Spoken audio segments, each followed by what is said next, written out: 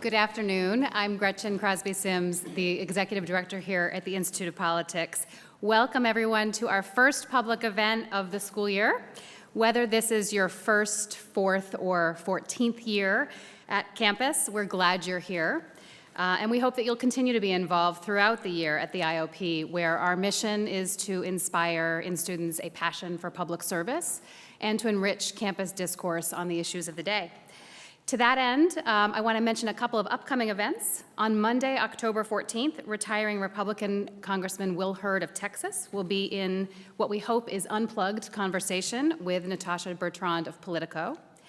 On October 21st, retired U.S. Navy Admiral Michael Mullen will be talking with Jennifer Griffin of Fox News about the future of American involvement around the world.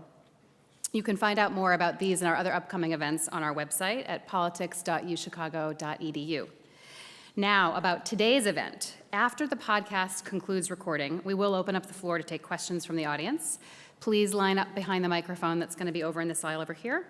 Remember that everyone's welcome at the mic, and so if you are a first year who might be nervous about asking a question, please know that we want to hear from you. The Q&A period is the cornerstone of our events, and you are very much encouraged to come up. The only rules are brief and a question rather than a comment. As usual, we give priority for the first 3 questions to students. Some quick housekeeping: please make sure that your phones are on silent. Restrooms are on the 2nd floor if you need them. Now, here to formally introduce our speaker is Ian Moore. Ian is a 4th year from Los Angeles, studying political science. During his time at the IOP, he has been a Fellows Ambassador for Bob Dole and a Fellows Team Leader for Laura Haim. He is now the Career Development Chair for our Student Advisory Board.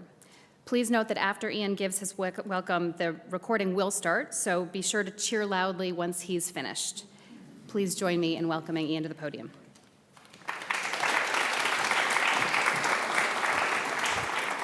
Thank you all for joining us here today. It is my honor to introduce Governor Gina Raimondo.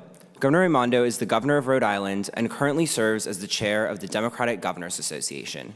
In addition to being a successful politician, Governor Raimondo holds a law degree and a doctorate of philosophy, and she also co-founded a venture capital firm. Governor Raimondo began her career in politics with a successful race for General Treasurer of Rhode Island in 2010.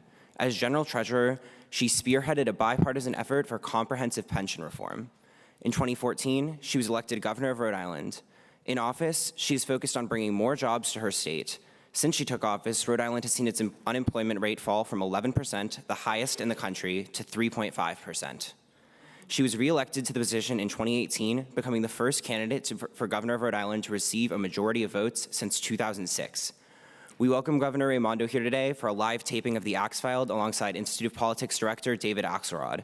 Before returning to his alma mater at the University of Chicago, Mr. Axelrod served as a chief strategist and senior advisor to President Obama. Please join me in welcoming Governor Raimondo and David Axelrod.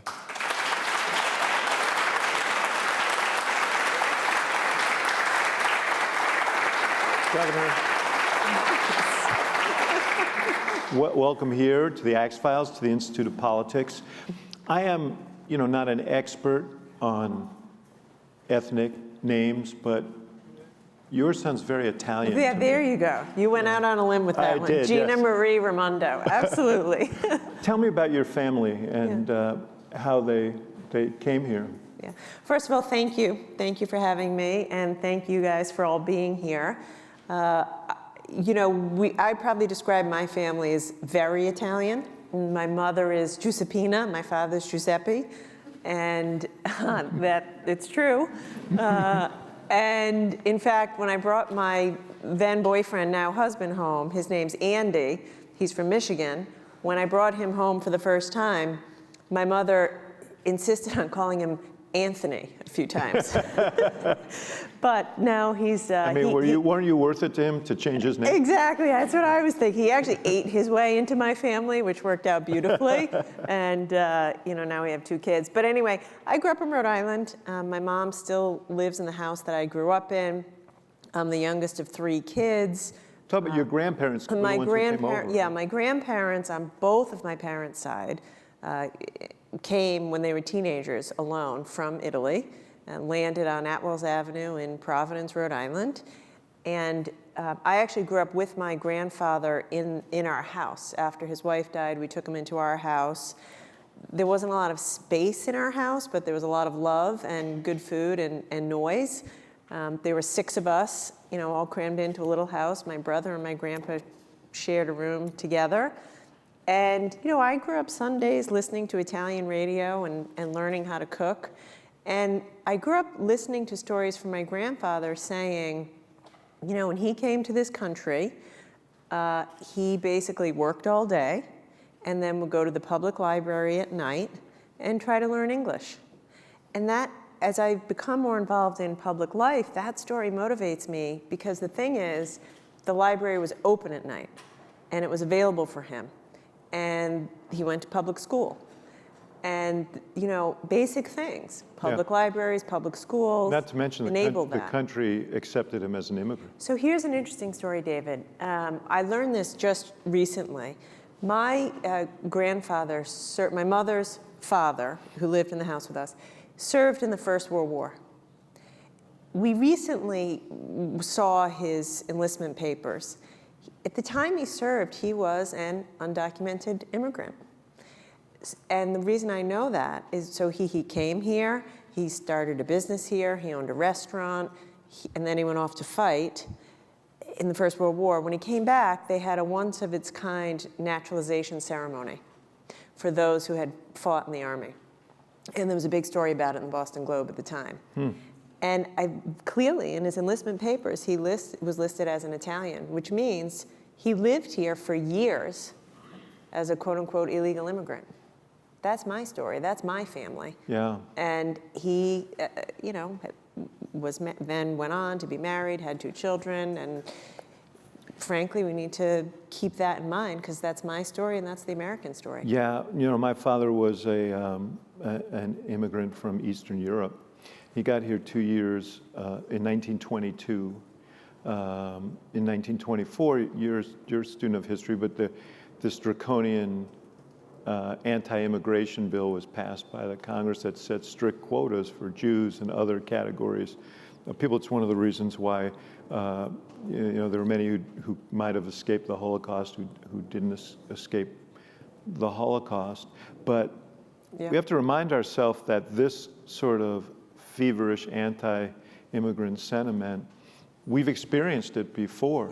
It's aimed at Hispanics now, but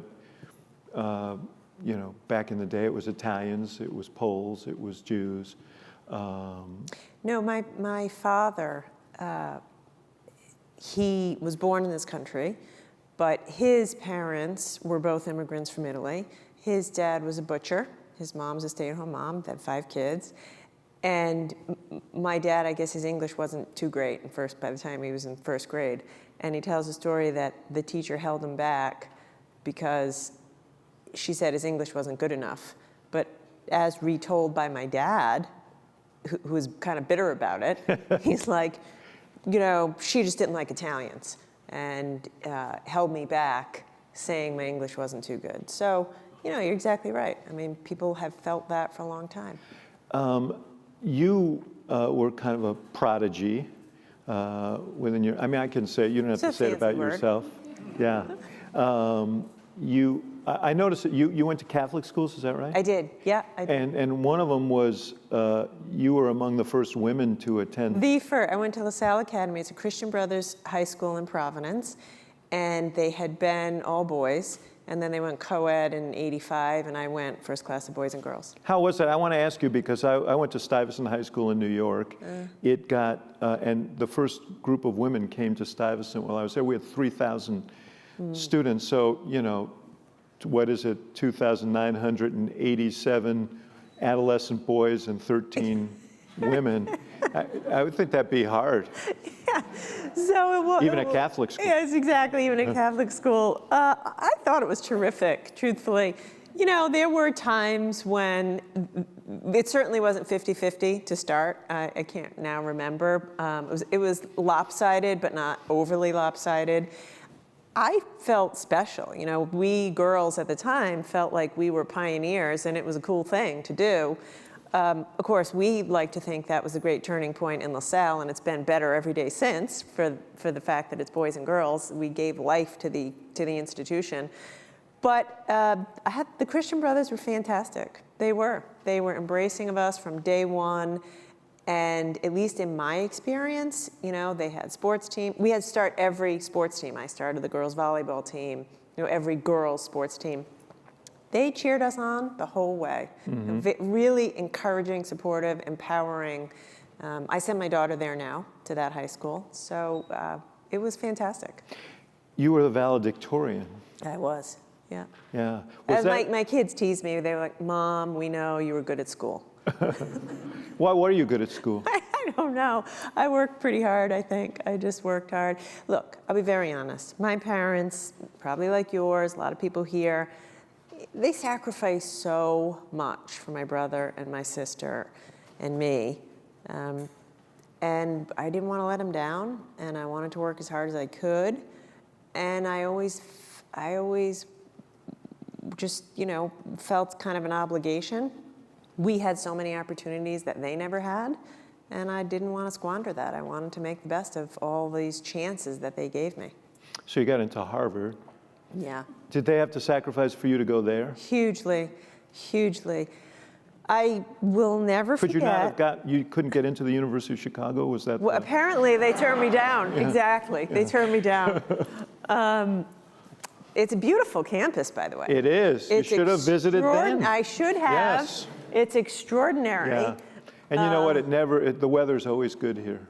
Yeah, I see that. Anyway. I could see that. I could see that. As long as you've never been. Particularly in February, I'm sure it's just lovely.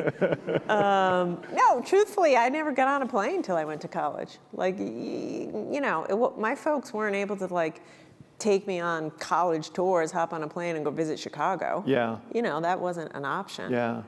You know, I did my applications and did my best. But anyway, when I got into Harvard, my mom sat me down and said, hey, Gina, if you want to go, I'm not exactly sure how we're going to afford this, but your dad and I will make it work. You're going to have to work. You're going to have to get jobs. You're going to have to take loans. And we've been saving for this for a long time, and we'll do everything we can. But she said, are you sure you want to go? Because there's a lot of wealthier kids there, and we're not going to be able to give you all of that other stuff. And at the time, I said to my mother, now, again, I was 18 years old and kind of clueless. I said... You know, we got some 18-year-olds. Yeah, they're much more sophisticated than I ever was. I said, Mom, we don't have a lot of money, but I'm smart. Like, all the kids are the same. I got in. I want to go. And she was right. You know, I got to school. I had to work 2 or 3 jobs during term, 2 or 3 jobs during summer. Couldn't go off on vacation. You know, I came out saddled with a bunch of loans. But God bless them. They put every last bit of savings, I think, into getting me through, and I'm so grateful that they did. And how did you change through that experience at Harvard? How did your vistas change? When you went there, did you have any idea? Did you say, someday I'm going to be treasurer and governor of Rhode Island? And No. This is the first step. No, I was just trying to get by, to be perfectly honest. It's life-changing, you know. Same at any institution, like Harvard, like Chicago, certainly for a kid like me, it was life-changing. I shared a bed with my sister growing up, and I joked, like, I was psyched to have my own bed and be on my own a bit when I get to college. It's an amazing place. I studied economics. Turns out I was pretty good at economics. I rose to the top of my class in economics. But here you are, this kid from Rhode Island, and suddenly you're studying with the greats of the greats, and they're teaching you. So I soaked it all up. It was fantastic. You know, speaking of economics, I missed something in my notes here, and that is your dad. He worked at Bulova, Yeah. which was based in Rhode Island, and he had a pretty good job there. Bulova went away. Yeah. His job went away. Talk about the impact on him and what you remember about that. Yeah, so I will tell you that is why I ran for governor. So insofar as his story and my family's story is the story of Rhode Island, and I think probably a lot of Midwestern states. So for those of you who don't know Rhode Island, I'll forgive you, although you have to come visit. Now that you're hearing from me, you have to come visit. The story of Rhode Island is we were once a jewelry manufacturing powerhouse. My dad worked at Bulova.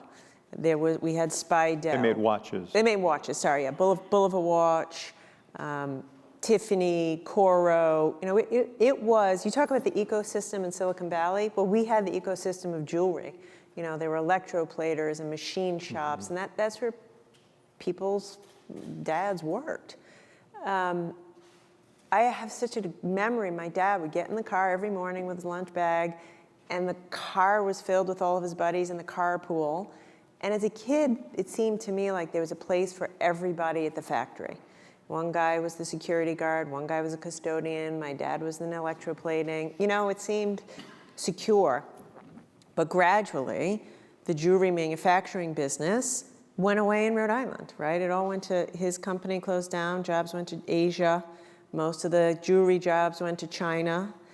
And I'd say on a personal level, that was really tough. He was 56 years old. He had 3 kids to support. My mom never worked. What do you do with that? Frightening. Beyond frightening. Beyond frightening. Crushed his confidence. Yeah.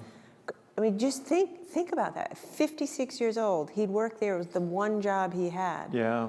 But that is Rhode Island, because our leaders did absolutely nothing. Before I ran for governor, my dad and I were talking, and he said, Gina, our leaders let us down. They just watched the dismantling of these manufacturing jobs, and they did nothing to get us into new businesses. And in his words, he said, you know, in Massachusetts, they got into computers. You know, that's what he said, because Route 128 got into software. Yes. He said, we just stayed still, got stuck. And all my buddies and I were all left out. And so when I ran for governor to try to, I'm not bringing jewelry back, I'm not bringing that kind of manufacturing back, and I'm not going to lie and pretend that I am. But let's get Rhode Islanders a chance in jobs that are growing. Yeah. And that's important. And I'm going to get to that in a Yeah. second. But you know, I read that story about your dad. It struck me that his story is the story of a lot of other people, and not just in Rhode Island. So many. And this whole discussion of, I mean, if you look at sort of I mean, I look at it in sometimes in a political context about, you know, where the base of President Trump's support is, but there are a lot of men in that age bracket who have gone through these economic dislocations. It's also true that there's a disproportionate susceptibility to the opioid 100%. crisis in this group. And, you know, I think that there is the terror of not being able to pay your bills and meet your responsibilities, but there's also an element of about dignity and self-worth that may be even more crushing. So for a while after that happened, you know, once in a while my dad was not in the cheeriest of moods, and as kids we didn't love that. And my mom would say, you guys don't get it. You don't understand how crushing that was to your dad. Like, it was a blow to his pride. He had been the breadwinner. He never really, it's hard when you're 56, especially then, you know, to restart. When I was running for governor, as they said in the introduction, Rhode Island's unemployment rate was sky high, highest in the country. And the unemployment rate in the building trades, plumbers, pipe fitters, carpenters, was about 25%. Yeah, whoa is right. Think about that, 25%. That means there were people, mostly guys, who had been out of work for a year or two. And I would sit with them and listen to them when I was campaigning. And they would say, I haven't had a job in a year. I'm about to lose my house. My marriage is falling apart. And then the worst thing is they'd say, and I lost my pride. I have no confidence. I have no confidence anymore. And that, by the way, today in Rhode Island, the unemployment rate in the building trades is 2.5%, because I was just so motivated to help those guys. And I think I saw my dad in a lot of them. The people don't, my thing is, I've learned being governor, people don't want a handout. You know, actually, there's all this discussion about free stuff. People just want a chance to have a decent job and some dignity and pride and take care of their family. So you sort of hint at this, and I know you've spoken widely on this, that you, excuse me, you don't have much store for the notion of universal basic income or some sort of guaranteed income that would put a floor under people. Why not? You know, I'd be more inclined to be behind something that was a guaranteed job than a guaranteed basic income. You know, I think our party ought to be the party of work and ought to be the party of dignified work. And maybe that's my own story. I saw in my family and in my own life, there's dignity in work. By the way, that means work has to pay decent wage. You don't know how many people in my state have a full-time job and they're poor enough to collect food stamps and be on Medicaid. That's not dignified work. But guaranteed basic income is more troubling to me. I'd rather give a robust wage subsidy than a guaranteed basic income. Because I think that, like I already said, I think we ought to be the party of work and move in that direction. You said you'd rather have a work program. You know, I was hiking recently in Big Sur, in one of the parks there, and there were these structures that were built during the Depression, and I thought, yeah, exactly. You know, I'm sure people took pride in building these that are still standing now in 2019 and enhance the beauty of this. I think there'd be all kinds of tumult in the discussion about with unions and so on about this kind of work, but I don't know. I used to Paul Simon, who was the senator from Illinois, of course, used to say, "I'd rather pay people for doing something than for doing nothing." Yeah, and you know, today if you go into a union hall, like the electricians' union hall in Rhode Island, there's a different skip in their step certainly than there was when I was running. As you said, it's not just the job. There's pride and dignity. You talked about the opioid crisis. It is such a crisis in Rhode Island, and it's absolutely related in part to people being out of work or disconnected. I have a big initiative now that we're launching around recovery-friendly workplaces. A friend of mine said to me, the opposite of addiction isn't sobriety, it's connectedness. And having a job is key to sustaining your recovery if you're recovering from addiction. So anyway, I just think there needs to be a lot more focus on making sure there's a place in this economy for everybody. And everybody, we got to get everybody the skills they need to get a decent job, and we need to make sure we have enough of those jobs. You, just to get back to your own story, you went on to Oxford. Was it was it a Rhodes thing? Yeah, it was a Rhodes Scholar. Yeah. A Rhodes thing. A Rhodes. A Rhodes, yes. A Rhodes thing. One of those Rhodes things. A fun fact. Eric Garcetti was in my Rhodes class, and Cory Booker was a year ahead of us, and Bobby Jindal was a year ahead of me. I see. So a training ground for politicians is what that program is. Good and bad. Yeah. Yes. I'll let everybody. There's something for everybody to choose from there. Right, exactly. And then you went to law school. Yeah. So was it just that you just loved being a student? I was confused. Yeah, I told you. My kid said you're good at school. Yeah. But did you know why you were going to law school? Great question. I thought I wanted to be a lawyer, and it turns out either I wasn't good at it or wasn't cut out for it. I wish I had known that before the $100,000 of debt I took on. That's my warning to all the young people here. Don't go to professional school until you're sure. I came out of law school deeply in debt and then fell in love with a guy similarly in debt. We started our life together, $150,000 in debt. You know. Not good. Not good. Good husband, bad debt. Yeah. So you did clerk for a federal judge. I clerked for Kimba Wood, who is amazing, and She just did the Michael Cohen trial. she did the Michael Cohen trial. A long time ago, she did the Michael Milken. She was someone who was thought sentencing. about for the Supreme Court. She was, and I think she'd be extraordinary on the Supreme Court. President Clinton put her up as Attorney General. She was extraordinary. Look, the thing is, it wasn't for me. As it turns out, But why? what I like doing better is building teams, running something to solve problems. Which isn't to say that being an advocate isn't a dignified profession, because it is. I am just better at, I think, what I do now as an executive, like build a team. I love recruiting the best people I can find, setting out to solve some problems, and just going after it.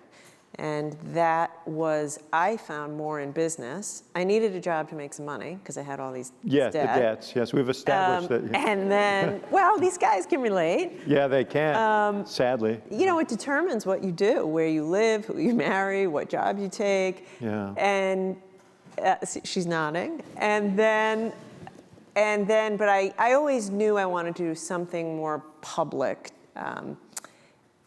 I didn't know that would be running for office per se, but in any event, when I was in the venture capital business, I loved working with entrepreneurs. I loved it. I loved seeing these people who thought they were who were changing the world with a new product. We would build a team, do the financing, do the strategy, and go after it. For me, that's exciting.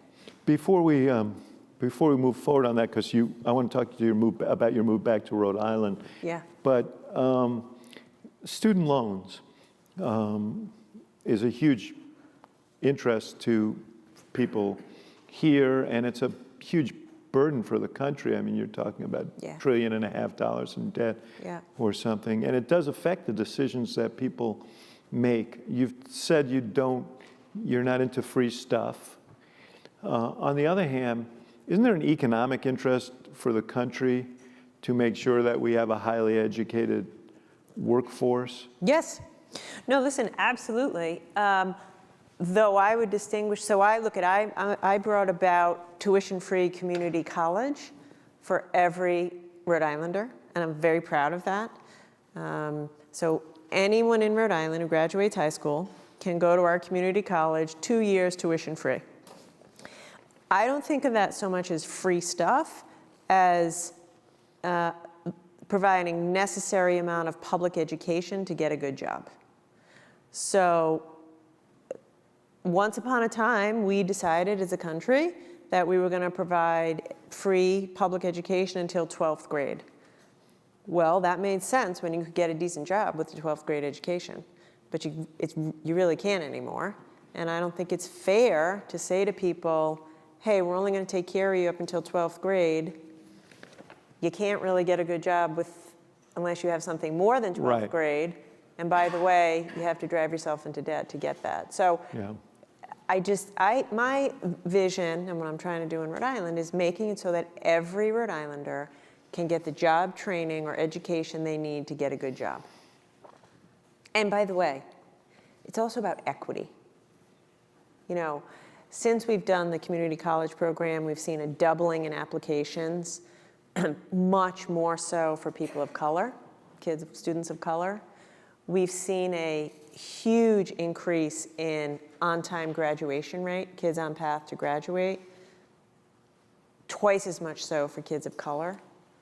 I mean, the thing you've got to realize, and I'm reminded of it every day because I talk to people all the time. It's a great thing about being a governor. You don't have to go to Washington. You get to stay in town. Especially in a state like Rhode Island. Yeah, you meet people. You can't hide on the other side of the state. Exactly. I'm going to be downstate. See you next week. No, exactly. No, that does not work. No, if you try that, oh, I can't make that event. I have another event in Providence. We'll wait a half hour. We'll start an hour later for you, Gov. You can just get there when you can get there. Wait, I lost my train of thought. But the community education, college. Training. Right. Well, let me ask you a different element of that. And tell me if I'm wrong about this. My understanding was you also offered incentives for students who were STEM students who agreed to stay in the state and work in the state for a period of time, 4 years or something. Yeah, so we said that if you go to any school in Rhode Island, public or private, so could be Brown or CCRI or anything in between, and you graduate with a STEM degree, if you take a STEM job in Rhode Island, we'll help you pay back your student loans for 4 years, as long as you stay in that job. Hugely successful. Is it still in place? Yeah, I just started it 3 years ago. I see. And it's all back to the thing I said at the beginning. I got to turn the tide on Rhode Island's economy from old line manufacturing to high growth jobs of today. And that's a talent supply. Some people have referred to Rhode Island as the Rust Belt of the Northeast. We relied on manufacturing. I left that out of my introduction. So. For too much of our economy, for too long. And so I want to be I want our people to be like in the flow of these good jobs, which means they need to be educated. So for us, it's about helping these kids with debt. But frankly, it's about keeping them in Rhode Island so companies come to Rhode Island to hire these young people. And do you broker is there a job board that the state is involved in and trying to?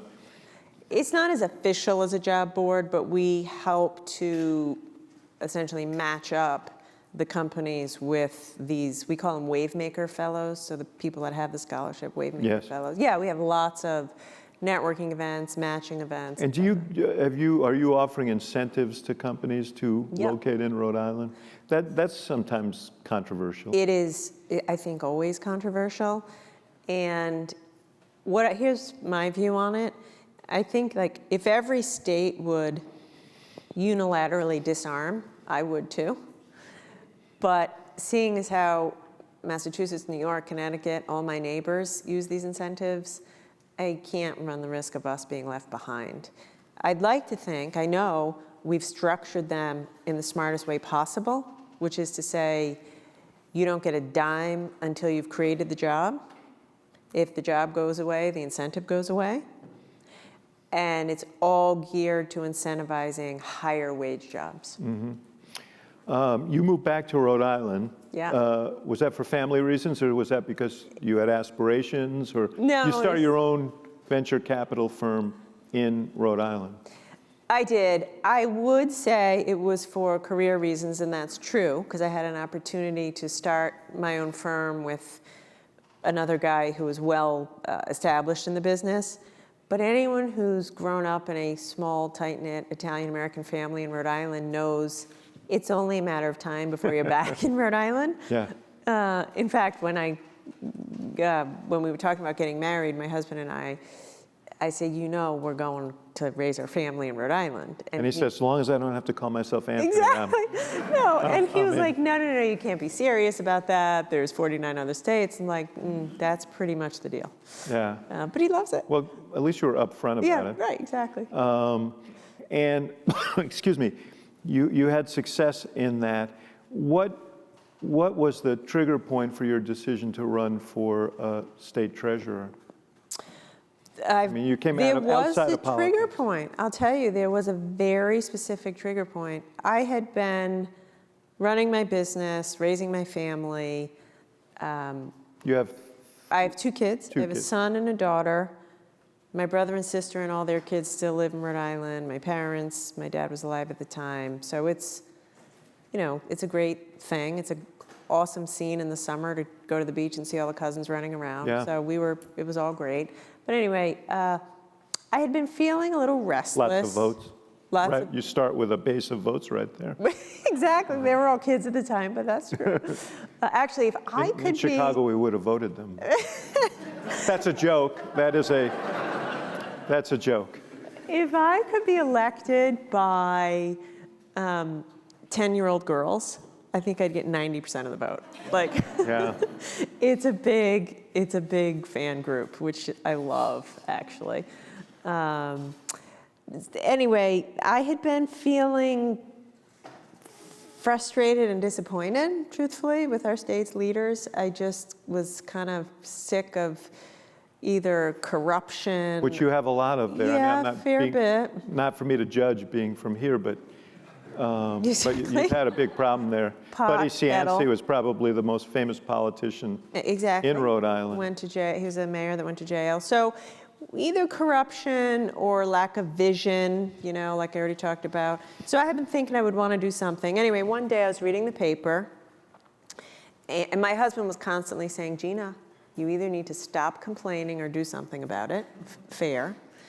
So one day I was reading the newspaper, and there was an article in the paper, big profile article, about how on account of budget shortfalls, certain public library branches were going to be closed. Library hours were going to be cut. You know, no nights, no weekends. The bus service was going to be curtailed. And it was visceral for me. I put the paper down. I said, Andy, I'm going to run for office. I'm going to do something about this. Because it was the public bus that got me to high school, the public library where my grandpa went to learn English. You know, my dad went to college on a GI Bill, public schools. And it just felt to me like people were getting a raw deal. Turns out, a big part of the reason that there weren't enough resources for schools, buses, after-school sports was because our pension system was a disaster, terribly underfunded, and sucking a lot of resources away. So I decided to run for treasurer. It was a financial job. I was actually qualified. Yeah. Refreshing. And I could go after the pension issue, which I did. And that, you say that sort of matter-of-factly. That was a battle. That was a titanic battle. We're sitting here in Illinois. We've got the worst pension problem in the country. So I'm interested in your experience and how you went about it, and there were some lingering unhappiness with you among some public employee unions. Yeah. And probably some progressive voters for paring down the pension system. No doubt about it. Absolutely true. By the way, I know about your pension problems because when I was the treasurer, I would, stay up late and really try to understand the problem. And you pore over all these actuarial tables and this, that, and the other. And Rhode Island was always among the very worst. But occasionally I would find one Yeah, no, we're here to number. make you feel better. Exactly. Occasionally I'd find one number which was worse than Rhode Island, and I would always look over and it would always be Illinois. So I felt slightly, less alone in Yeah, that. well, I'm glad you feel better, Governor. I pay taxes here. You could move. Anyway, but let me say this. It's a hard issue. At the time that I decided to do it, I felt there was no alternative because it was dishonest to tell people, hardworking school teachers and public employees, that their pension was going to be there, because I didn't think it was. And my heart broke I remember seeing a little kid, and she was sad because they were cutting middle school sports in her school. By the way, since we did pension reform, they've reinstated middle school sports in that school district. But I will go into, my tagline was, I'm just telling you the truth. Please don't be mad at me. Be mad at all the guys before me who didn't tell you the truth and led you to believe that that the money would be there. I'm not going to lie to you. I don't think it will be. And back to my dad, I would go into a lot of big, angry, crowded union halls. I'd talk to anybody. I didn't shy away from it. I went straight in and said, we got a problem, these are the facts, I'd like to fix it. They were not happy, as an understatement. My dad said to me, I wouldn't be happy either. You're telling me to take away their pension. That's right. I mean, people thought that they were given a promise. Yeah. They fulfilled their end. Now they're reaching the end of their By the way, they're careers. right. None of those people did anything wrong. At the time I was doing that, Chris Christie was governor of New Jersey, and he was doing his own version of pension reform. And so I watched what he was doing, and he would go into the teachers' hall and say things like, pretty over the top, horrible, I think horrible things. You're lazy, quit your whining, whatever. I would say, essentially, I'm sorry, but I'm just here to tell you the math doesn't add up. And if you're a 35-year-old school teacher now, it will not be there for you in 30 years when you need it. And I would say, if I were you, I'd be mad too. You did nothing wrong. You played by the rules. You paid in every single week. You did what people told you. But the system is broken. So what I'm sure some of them said, why don't you go get that money from these people in those Gatsby-like mansions along the ocean who can afford to pay? And that's the progressive pushback, which is more progressive taxation. There was some of that. The magnitude of the whole, and I can only speak for Rhode Island, but the magnitude of the whole relative to how few, wealthy people we had, it was like apples and oranges. So we did, look, it does take both. But the fact of the matter is, even if you did that, and of course you could do more of that in a big, wealthier state like Illinois, you still have to restructure the system. The system. I mean, the problem here in Illinois, I'm sorry. Yeah. Problem here in Illinois is that you can't restructure the system, at least going backward, because the state constitution forbids it. Your state constitution did not forbid it. Change your constitution. My view is this is an everybody issue. Again, I don't know your situation, so I joked about it before, but I'm not an expert on your numbers. I can just tell you my situation. It wasn't going to fix itself on its own. The longer you waited, the more people would get hurt. And at the time, my kids were in Providence Public School. My daughter was in first grade. Her first grade teacher was unbelievable, like incredible. And she was in her mid-30s, and I just couldn't look at her, because I knew her pension wasn't going to be there when she needed it, and I knew I had to do something. And I couldn't look at the little girl who couldn't do after-school soccer. I just felt we got to find a solution here. And we did. By the way, it was contentious. Lots of protests against me. I had a wicked primary when I ran for governor. No, and they punished you by making you governor. But in the end, the legislature voted practically unanimously for the bill that I put forward. We got it done. We solved a problem. It was tough. I think everybody was part of it, but it was the right thing to do. And today, I can say to you, we're bringing about tuition-free community college. Our unemployment rate is as low as it's ever been. We're investing in our roads, rebuilding our schools. All-day kindergarten, preschool. I've bringing about all-day kindergarten. Exactly. Yeah. You also have had problems in K through 12 as well. I think the Providence schools the state has taken them over, is that right? We're in the process of it, yeah. That must be contentious as well. It is, yeah. Someday I should try something easier. Yeah. Again, I just think it's a moral imperative and an economic imperative. And what will the state do to improve those schools? How will it help those schools to be operated by the state or overseen by the state? So there's no one thing. I think it's a new and higher quality curriculum, much more and better teacher development.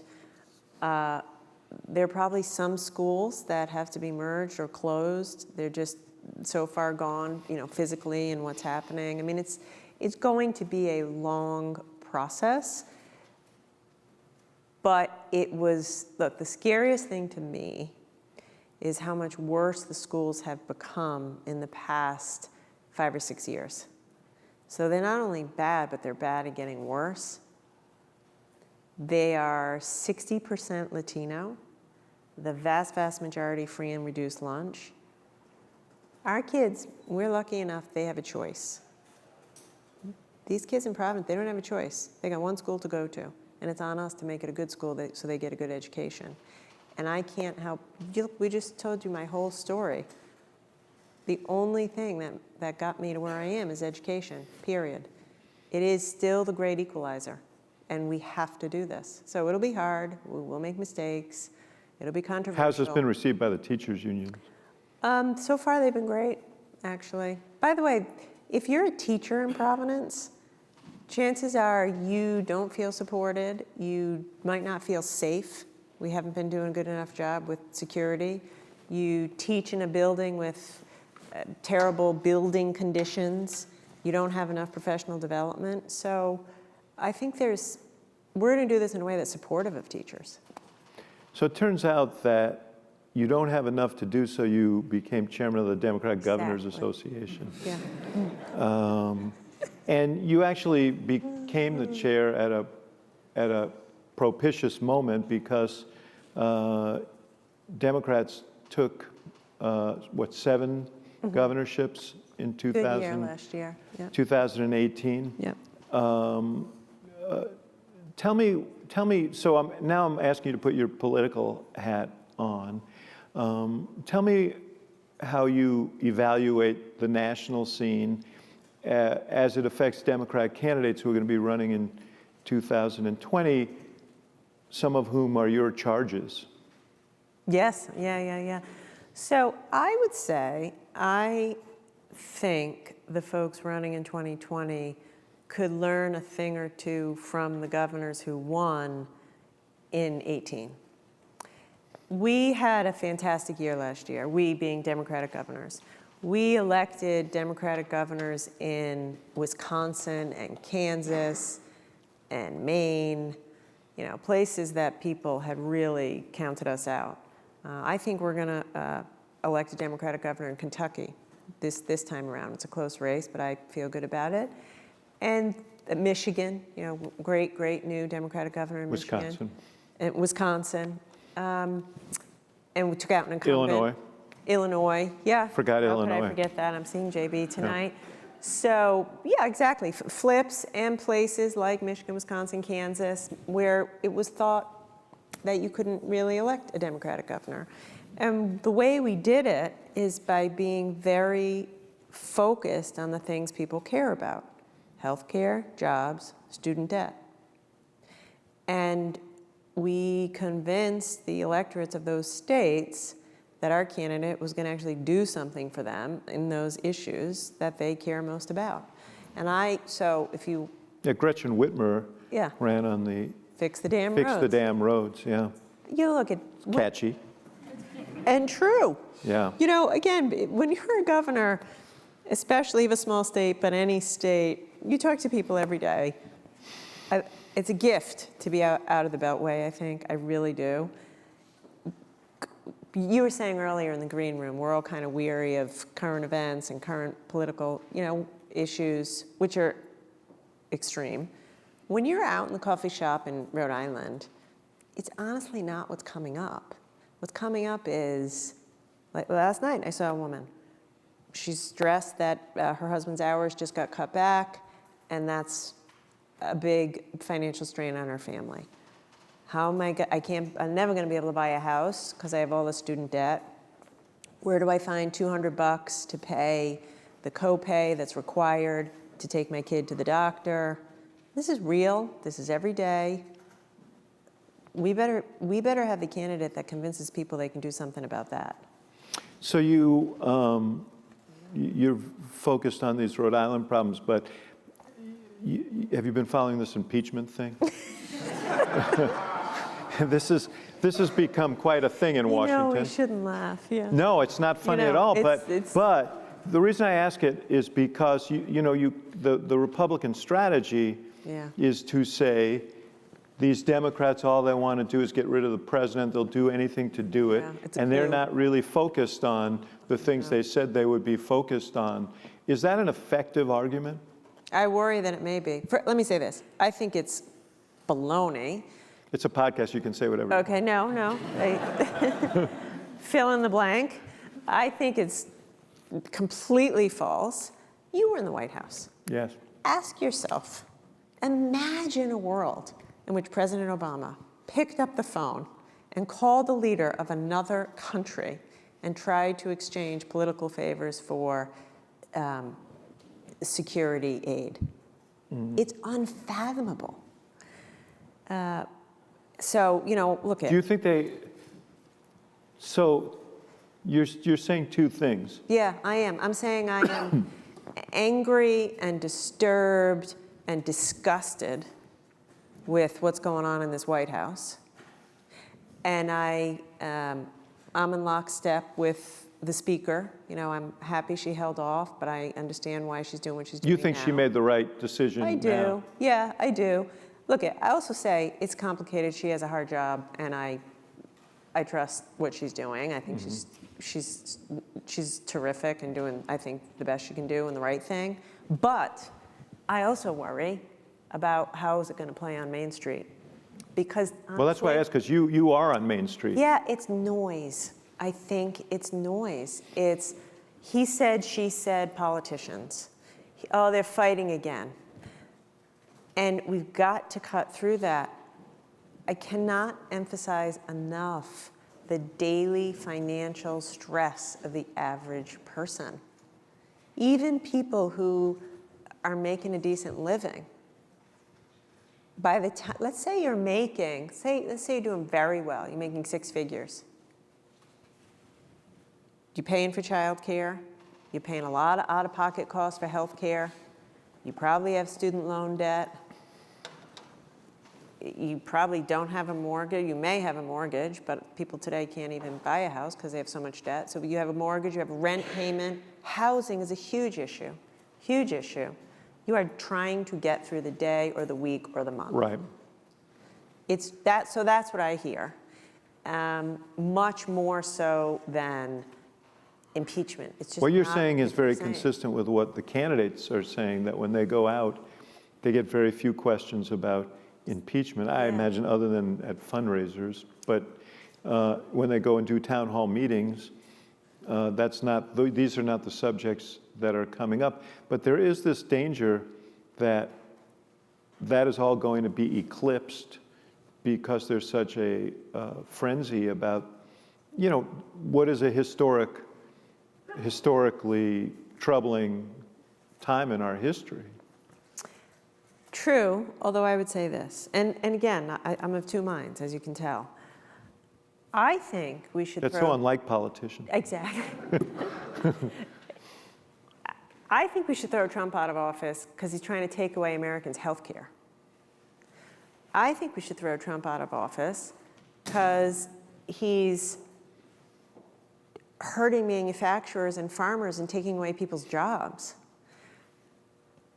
I could go on and on. In other words, he is hurting. But you wouldn't impeach him for those things. No, I wouldn't. But my point is that should be how we take him on. Because if we only take him on around impeachment, I worry that that's kind of a, I hate to say high-class issue, but it's an issue that's, pick up any paper today or read Twitter. It's an obsession, and it should be. These are grave, grave, grave historic issues.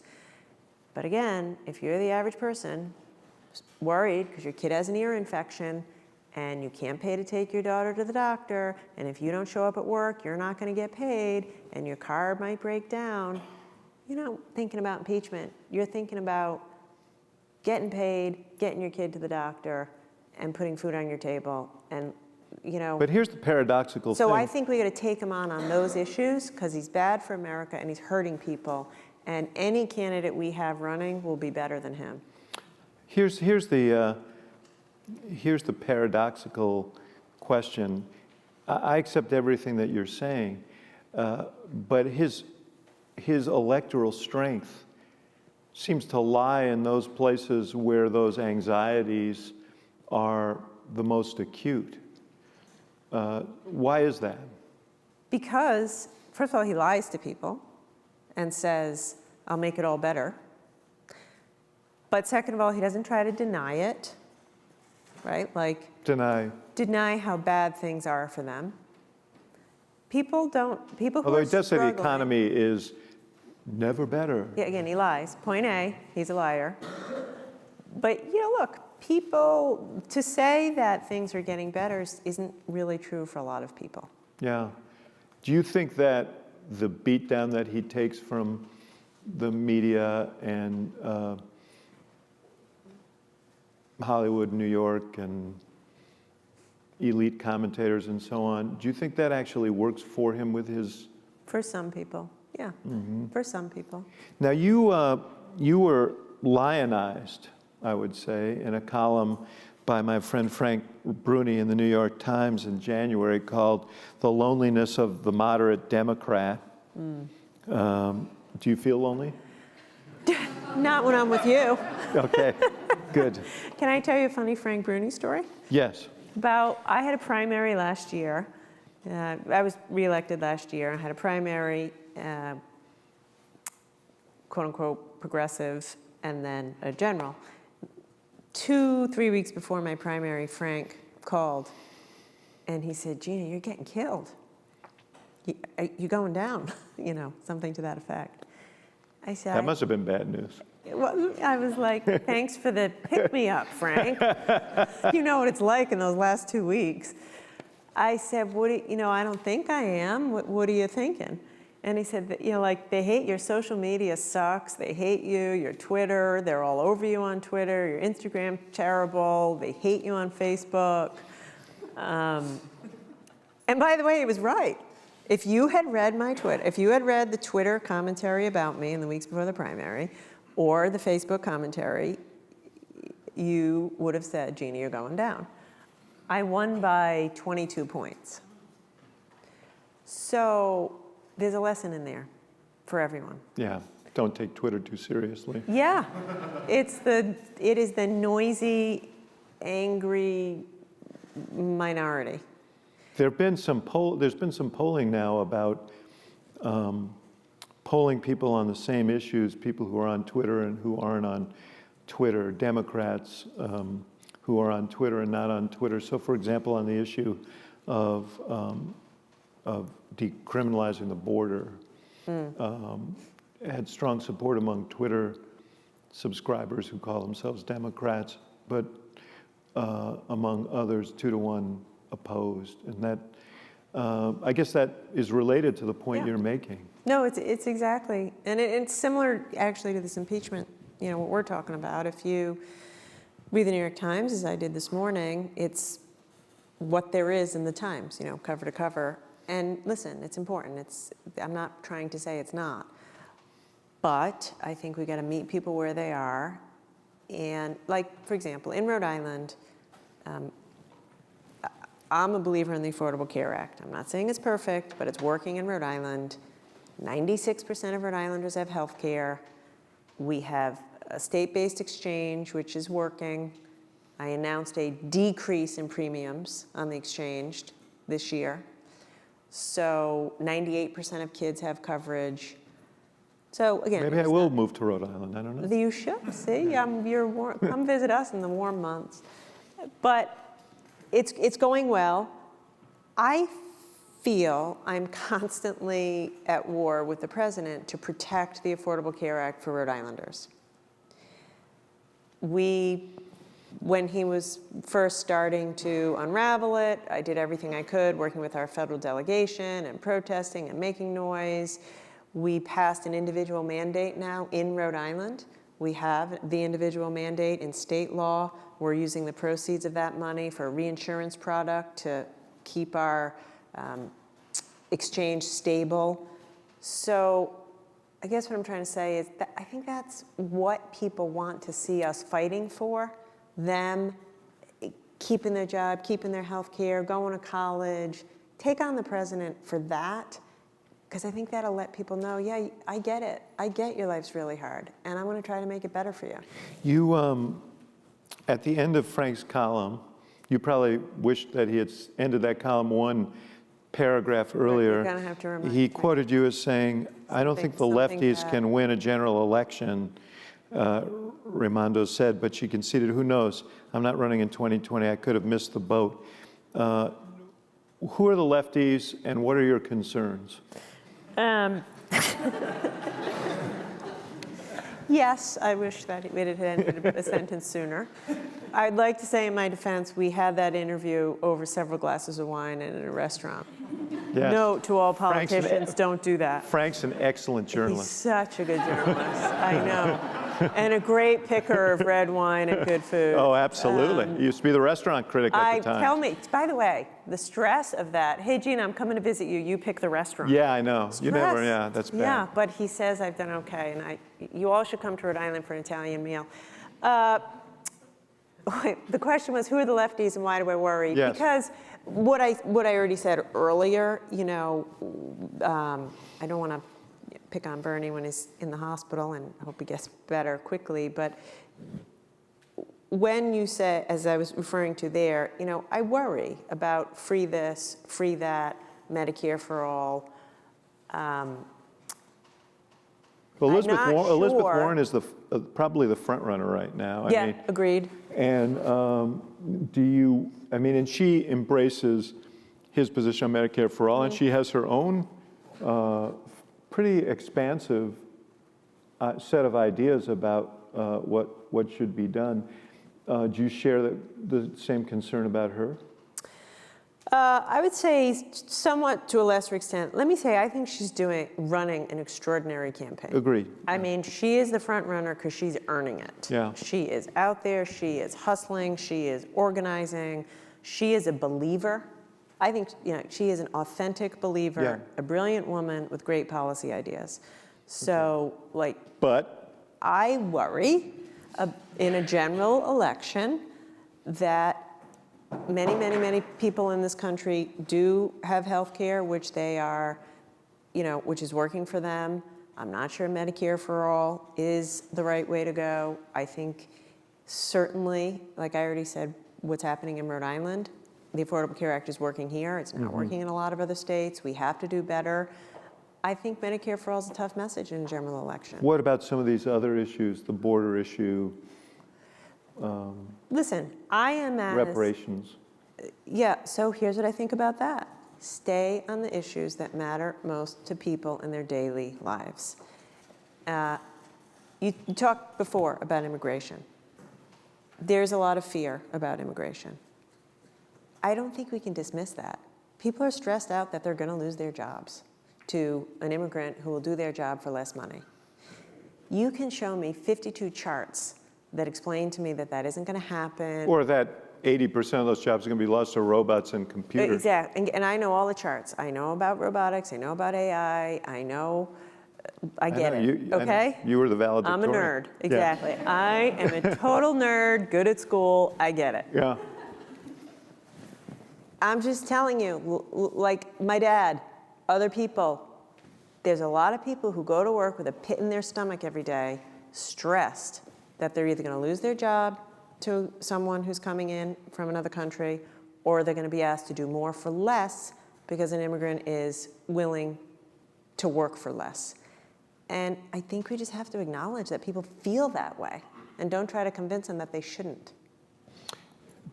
We got to go, but I want to ask you about your own future. You're term limited? Is that I right? am, 3.5 years to go, but who's counting? And do you see, you seem to really be energized by public service. Do you see yourself staying in public service? I don't know, is the truthful answer. I like being an executive. Don't know that I would be cut out Cabinet for agency? legislative branch. I'm committed to Rhode Island, I'll say that. Okay. I got 3.5 all the years. candidates listen to this podcast, and I want them to know if you're available, if they shouldn't. I have a very busy day job in Rhode Island. Okay. Governor Raimondo, so good to be with you. Thank you so much. The time went fast.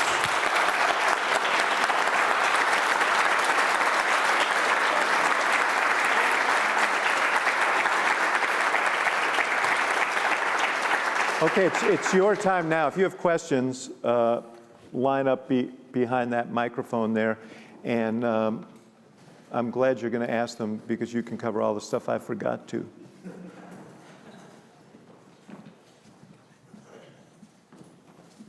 Yeah, please. Hi, Governor. Thanks for being here. How Hi. did you know you were prepared to run for governor, that you had the right answers and you had the right team to do the job that you were doing? You know, I'm not sure that I did or that I was or that I even am, but I just, first of all, I was pretty sure I could do a better job than the guys who were doing the job. And when you have the highest unemployment rate in the country, I felt like I have to be able to do better than that. And secondly, I really cared. You know, I knew that I would care more and work more and find the people to help me out, and we would get the job done. So are you thinking about, you might want to run for something, maybe? You should do it. You should do it. Don't wait until the time is perfect. Don't second guess your abilities. Find something you care a lot about. The advice I always give people is figure out what you want to do with the position. Don't run just to run. Do not run just to run. What do you want to do with the job? Like, I wanted to run for treasurer to fix the pension crisis. I wanted to be governor to get our economy going again. And then just go for it. Quick follow-up. You started to get at it, and I had to run, but given all your emphasis on executive action, could you see yourself, you know, there may be a Senate seat that opens up in your state, or can you see yourself in the world's greatest deliberative body? Yeah, it's hard to envision that for myself. Also, I think my kids would veto that, at least now, you know, going back and forth. Yeah. So no. Hi, thank you, Governor. My name is Kat Burnham. I'm in my second year of my master's at the Harris School of Public Policy. Before that, I actually lived and worked in Rhode Island for 5 years. Fantastic. Speaking of the Senate, I know it's Senator Whitehouse's Energy, Oceans, and Environment Day, so I'll ask a question about that. While I was working in Rhode Island, I got to see you sign Rhode Island to the principles of the Paris Accord, commit Rhode Island to expanded renewable energy, saw Block Island wind go up. I've been out of the loop. How is Rhode Island doing on the climate goals? How are the green jobs going? Would love to hear about how things are going. As when I left, Rhode Island wanted to grow its green economy. Eager to hear how that's working. Thank you. You should come back. You should see me after, and we'll lure you back to Rhode Island. My only reason I'm even a little bit successful is I get really, really good people who know more than I do to join on board, so I'm serious. We're doing great. You know, look, it's never enough. I'm a mother of teenagers. I worry about them and their future, and they're worried about it. It's urgent for them. You know, they're going to be alive in 2050 and in 2060, and I want them to, and I want, hopefully I will be too, but you know, they'll be having their own families. So the answer is we're doing well. We're actually exceeding the goals that I set out. When I started as governor, I said we were going to make our energy supply 10 times cleaner by next year, 2020. And I think we'll be more like 11 times. And so I'm extending the goal so we reach higher. The growth in green jobs has also exceeded expectations. We've seen like 70% increase of green jobs. The wind farm, Rhode Island is home to North America's only offshore wind farm. You should come visit to see that. Just like that alone is a reason to visit. But I just procured 400 megawatts of offshore wind energy, which is a lot for a tiny state. I'll leave it at that. So, you know, look, I'm impatient to be doing more faster, but we're hitting the goals that we set out to. I want to tackle transportation next, and I'm eager to take a leadership role with other governors in my region to come up with a regional transportation climate initiative, because as you all know, 30–40% of emissions are from transportation, and we really haven't done enough there. Are you guys in the suit against the president's Yes. rolling back of the waivers? Oh, wait, say that For again. California, the fuel efficiency standards. No, we are in a different lawsuit. We are in several lawsuits. I don't think we're in that one. Okay. People say to me, what's it like to be governor, a Democratic governor in the age of Trump?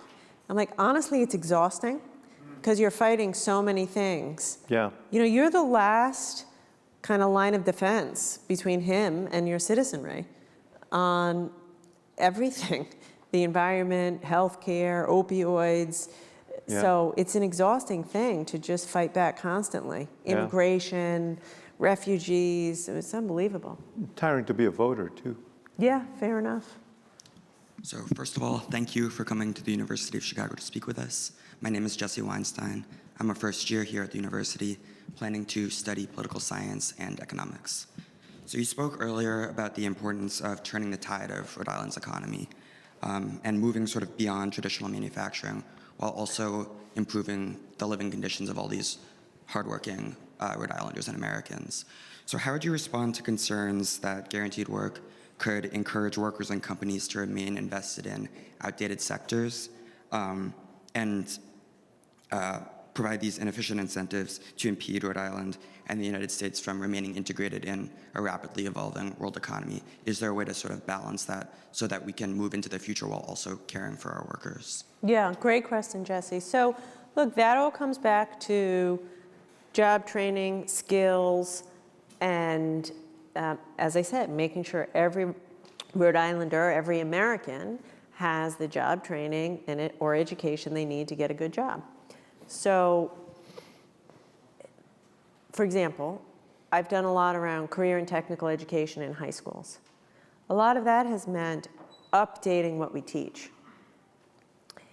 So now, instead of just having, say, body shop and auto mechanical, by the way, those are good jobs too, we have a lot of cyber tech training programs. CVS is a big employer in Rhode Island. So we had CVS adopt Woonsocket High School, very poor public high school, to train these kids to be pharmacy techs. So I think there has to be, and this is something I feel very strongly about, business has to be at the table helping us to solve these problems. I'm as frustrated as anyone with the level of income inequality in this country, and I'm losing patience with businesses who don't provide, you know, who pay people so little that they are poor enough to be on Medicaid and food stamps. But you still have to tell them, come to the table and help us fix these problems. And some of that is helping us figure out what to train young people, and all people, mid-career people, so they're constantly up to date on where the jobs are and to being trained for jobs that exist today, not jobs that existed 5 or 10 years ago. To be honest, part of the reason my dad struggled after losing, you know, his job at 56 was, what do you do when you're 56 and you've only done one thing? Well, what you have to be able to do is go get retooled and retrained, which is incredibly hard for a job that does exist today. And business has to get to the table, invest, open their pocketbook, help us fund these training programs, and commit to hiring the people that come out of these, whether it's high schools, apprenticeships, colleges, community college. Hi, Governor. Thank you for taking the time to come to the University of Chicago. My name is Manny Sasson. I'm a student at the Booth School of Business.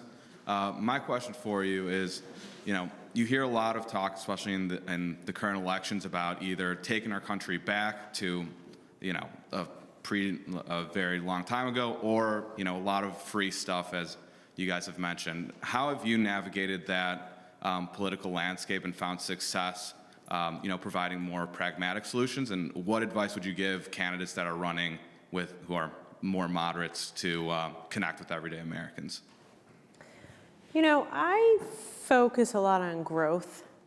So instead of just fighting about how to divide the pie, we do have to focus as much on growing the pie. And that's what I've done in Rhode Island. I do think economic growth is key.